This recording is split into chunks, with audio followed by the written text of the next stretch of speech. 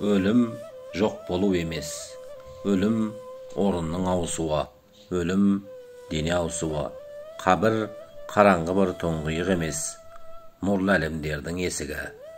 Топыраққа қойған дене бар болғаны сырт киім тәрізді. Рухымыз берзақ әлеміне кетеді. Олай болса, өлімнен неге біз қорқамыз? Неге біз өлімге үрке қараймыз? Жақсы көрген адамдарымыздан айырыламыз дейтін болсақ, еш уайымдама. Айырылысу жоқ, кездесу бар.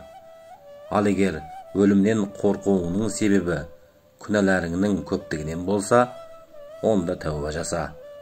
Ешқашан Аллахтың рахматынан күдеріңді үзбе. Аллаға сыйын, әрі Аллахым, мені кешір, маған мейірімділік көрсет, менің сенен басқа сыйынатын ешкімім жоқ деп айт.